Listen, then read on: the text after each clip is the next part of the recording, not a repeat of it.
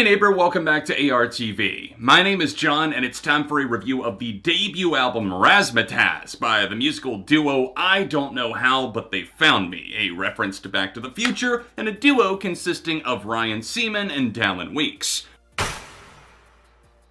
For anyone unfamiliar, I Don't Know How are a project that were formed in the wake of the Brobacks, and also Ryan leaving the band that he was a part of, and then all the cards just kind of fell into place. It's mainly Dallon driving the creativity behind the musical ideas and also the aesthetics. There's a lot of 80s influences, both visually and musically, and after the release of the 1981 extended play in 2018, I think a lot of fans, including myself, were really anxious to hear more. Finally, our thirst was quenched with Rain from the Heavens Above. Leave Me Alone came out as the lead single, and it's honestly one of my favorite songs of 2020. It smashes the door wide open and just allows them to innovate within their own space, but still continue with the themes that they had set down in the past. The title track, Razzmatazz, just dazzled my mind even further with its saxophone solo, the really snappy guitars, the whimsical lyrics. It's Dallon Weekes. He knows exactly what he's doing, and I love the creativity that sparks up in his mind. So with all of that being taken into account,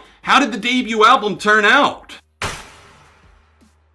Razzmatazz as an album proved to me that I Don't Know How weren't willing to let good ideas just die on a hill simply because they didn't work for one project or one band or whatever it might be. We get reworked versions of a song like Clusterhug, and also lyrics that have been bouncing around in Dallon's head for quite some time. Need You Here is a good example of that. He has recordings of his daughter when she was very young, and also updated arrangements where he sings alongside her. 70s and 80s music very clearly played a big role in influencing not only this record, but just I Don't Know How as a musical entity, but it goes beyond that for me. I think the magic of I Don't Know How is the fact that they're able to have this chemical relationship, and they're able to fuse these elements of synth pop, of 80s music. I hear everything from U2, The Killers, actual 80s bands that existed at that point in time, along with that edge that they bring to the table. Darkness and satire without a doubt line the walls of this album, but there's also some genuinely emotional songs on here that really sit well with me and actually get to me. But I will say that this record might not be an instant love, an instant snap into place, I adore this on first listen. Maybe it's just me, but I felt a little bit underwhelmed at first, and I think a lot of that has to do with the way this album is paced.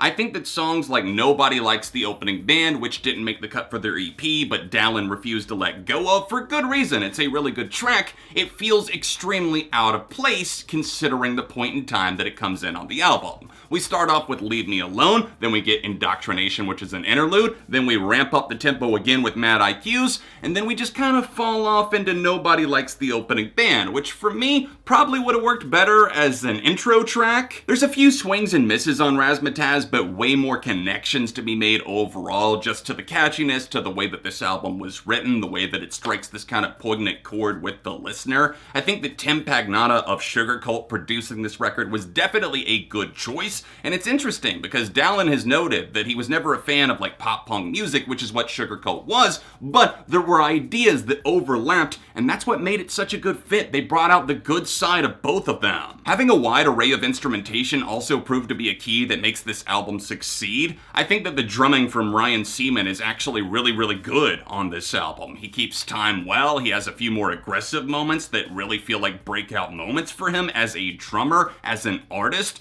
but also the saxophone touches, the guitars, the intertwining synths among the bass. It's all really good and you can just feel it in the mix, and I was a bit concerned at first about the production, but then I listened to it on headphones and then again on speakers, and it just seemed like I was missing something at first that actually was there, I just wasn't hearing it.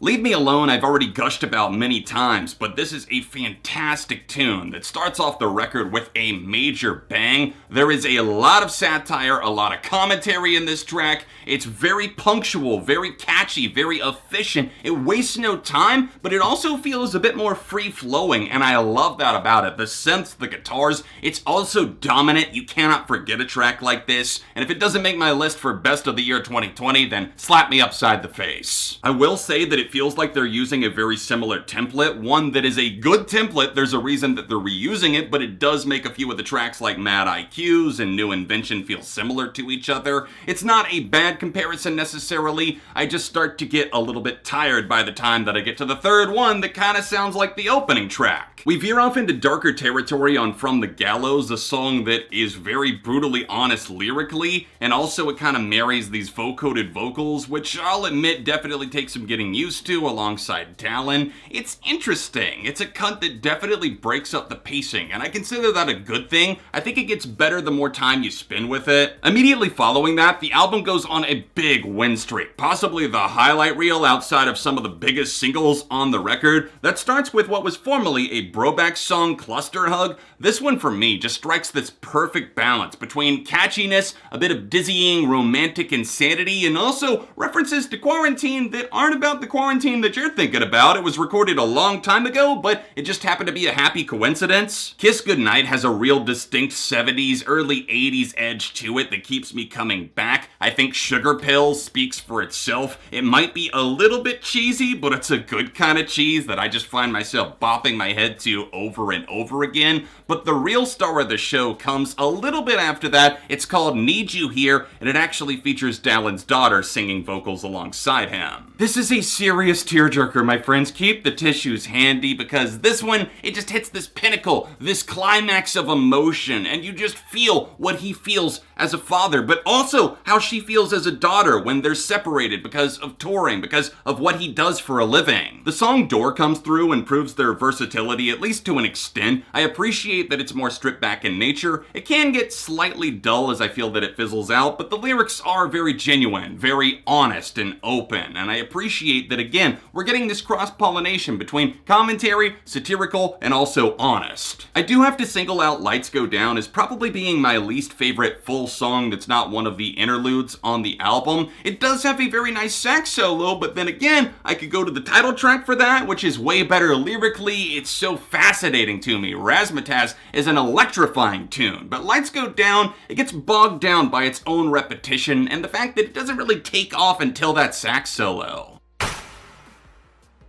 Overall, I don't know how, but they found me delivered the goods on their debut album. I just think that maybe they left an item or two at the store and forgot to take it with them. I don't think this is a disappointing effort, there's just a few disappointing elements to it. Overall, for Razzmatazz, I'm giving this a light 4 out of 5, and I would love to know what you think in the comments section down below. I am finding that this pairs up nicely with their debut EP, 1981 Extended Play, so if you want to see my review on that, then tap this card here. Let me know your thoughts on this record. Was it disappointing for you? Did they take steps in the right direction? Is it exactly what you expected? Any and all thoughts are welcome down there. If you want to see another recent review, then tap this card here. My Patreon is also on screen or else linked down below. All of my socials can be found there as well, and I'll see you soon for more right here on ARTV.